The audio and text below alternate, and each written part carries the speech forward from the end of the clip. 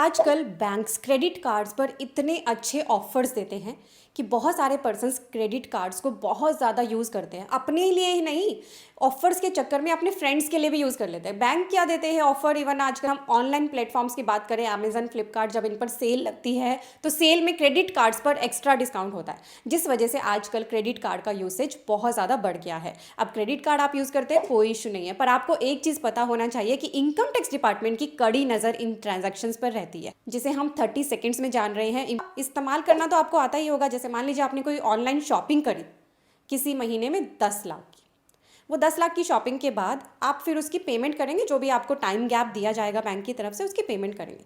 अब इस पेमेंट के दो मोड हो सकते हैं, कैश में या अदर देन कैश में।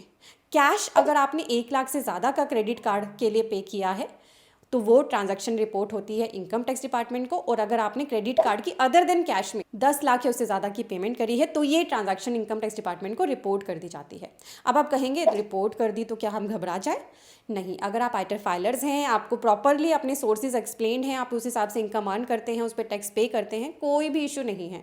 बट ऐसे पर्सन्स को घबराने की ज़रूरत है जो क्रेडिट कार्ड का यूज़ अपने फ्रेंड्स के लिए कर लेते हैं कि चलो कैशबैक के चक्कर में कर लिया, और आईटर भी नहीं भरते हैं और फिर उन्हें सोर्स को एक्सप्लेन करने में भी दिक्कत आती है। इनकम टैक्स डिपार्टमेंट सेक्शन 148 का नोटिस भेजकर आपकी इस ट्रांजैक्शन को आपकी इनकम मानकर हैवी पेनल्टी आप पर लगा सकता है। आगे आपके स्क्रूटनी और प्रोसिक्यूशन के प्रोसीजर्स शुरू किए जा सकते हैं। इसीलिए ऐसी ट्रांजैक्शंस को करने से पहले आपको सावधान रहना है, आपके पास प्रॉपर उसकी एक्सप्लेनेशन होना ज़रूरी है। ऐसी इंपॉर्टेंट वीडियो सीए गुरुजी चैनल पर लगातार आती रहती हैं। जीएसटी एंड इनकम टैक्स सीखने के लिए सीए गुरुजी को फॉलो करें।